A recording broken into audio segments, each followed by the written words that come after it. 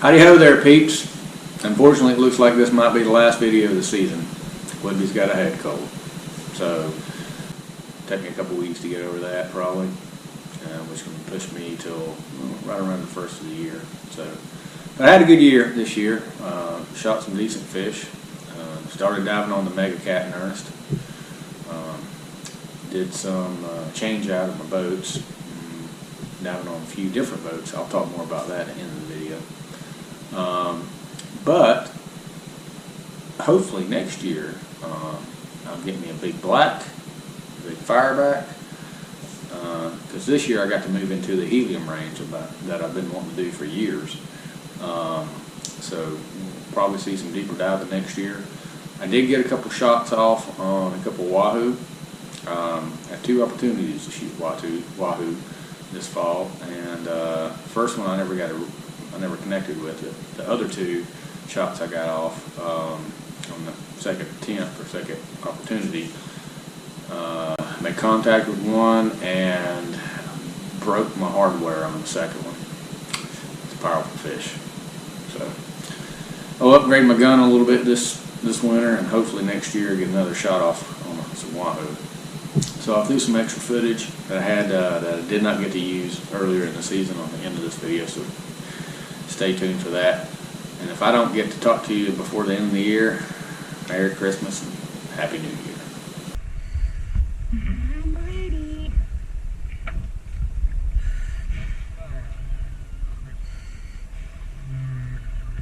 I'll let you roll first because I'd hate for that thing to fall off. Okay.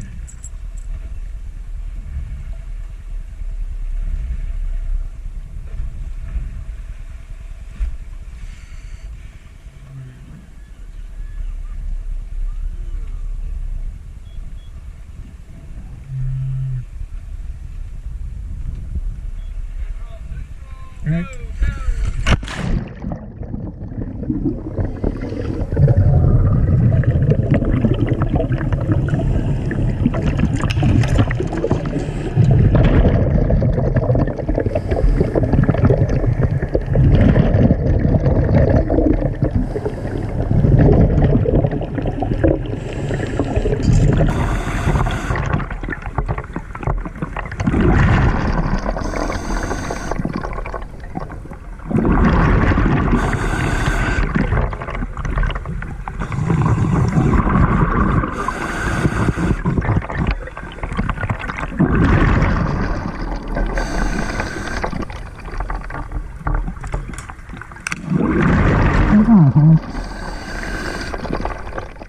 You can see here how beautiful the water is. 145 feet, and the visibility is 200 feet. I don't know, a long way. It was awesome. When you get out the water this deep, you know, you're right on the shelf break close to the Gulf Stream. Rarely is the water not blue, but it does happen.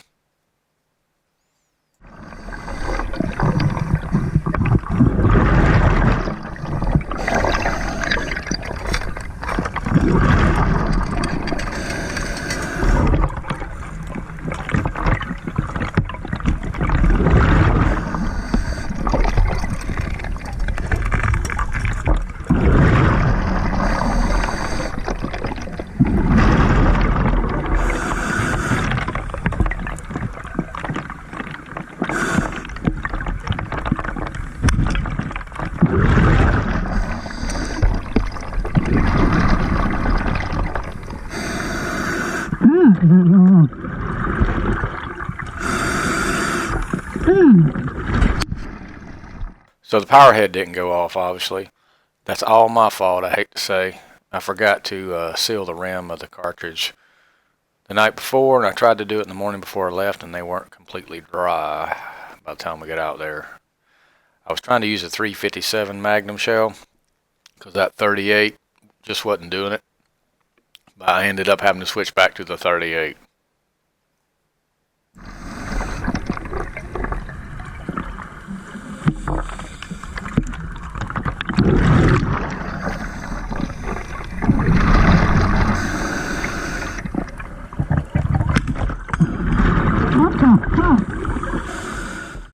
Like I said, the shell did not go off.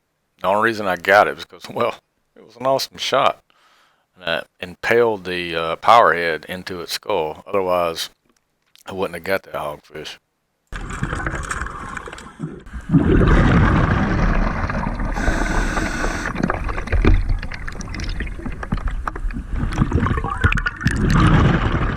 Now what's crazy is I covered a pretty decent amount of ground. There's a nice scamp up going into that crack right there. You can see him. That's the same scamp that I shot at the beginning of the dive. When you get close to him, you'll see that there is a divot in his cheek where the power head hit him before. That's awesome.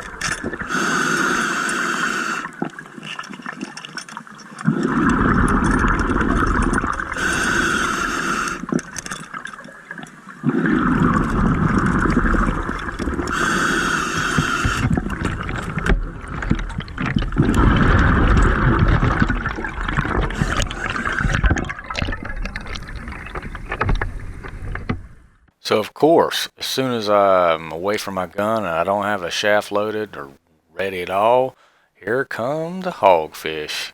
I mean, look at those. Just everywhere. I'm not ready at all. But don't worry. Woodby's got something ready for him in here in just a second.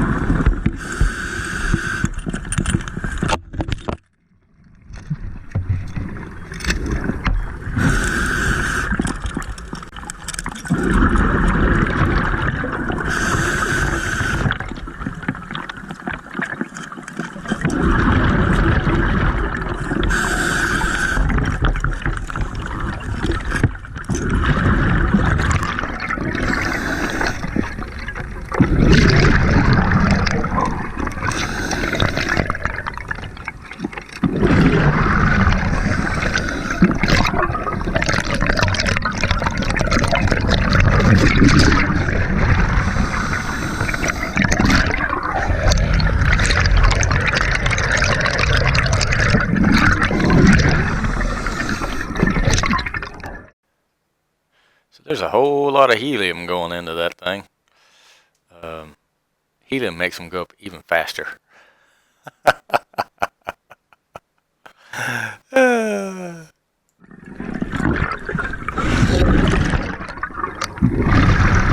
it was definitely time for us to go, and we were on our way up, or getting ready to go up. But I saw a nice gag, and I pointed it out to Fred, and I was like, "Hey, shoot that gag, man!" Luckily, we had enough people on the boat to account for the amount of fish we shot on this stuff.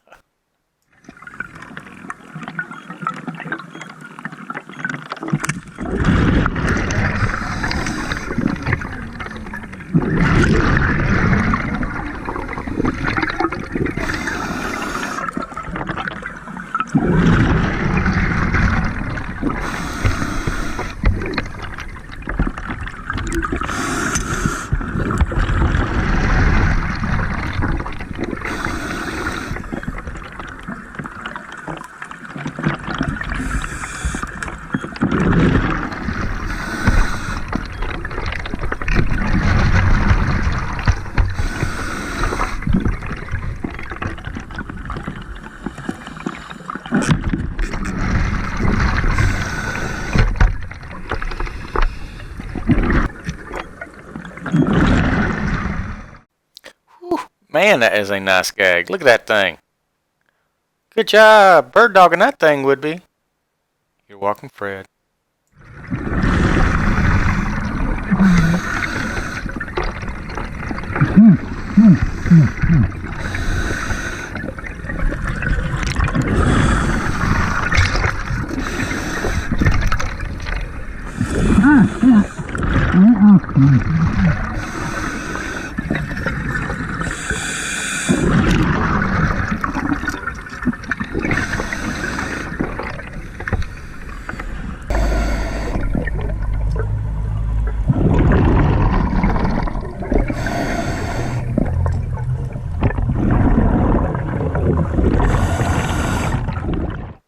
I love how the water's so clear. It looks like we're in 60 feet of water here. But we're well on our way up to our deco stops. But I kicked my gun here and kicked my shaft out of my gun. Made me very, very unhappy.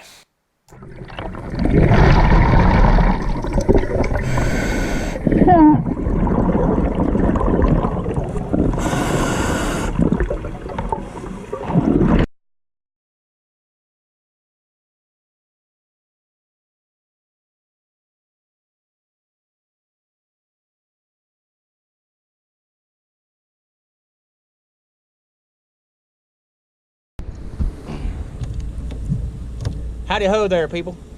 So I told you earlier in the season that we had some big changes coming, right?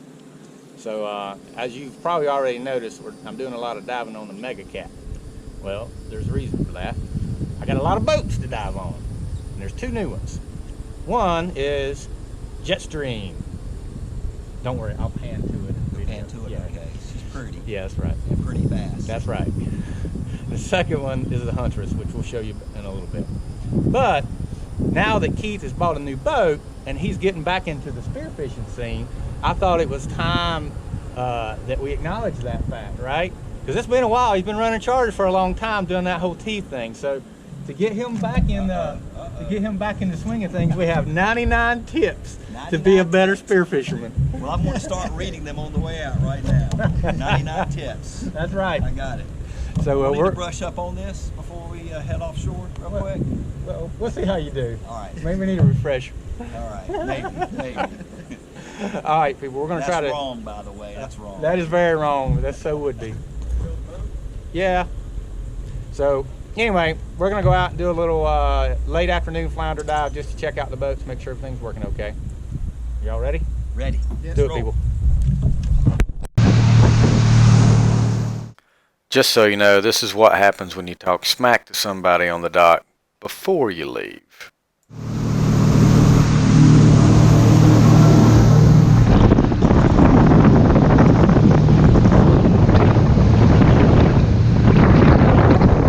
So it's a little bittersweet that I'm saying goodbye to Zigzag.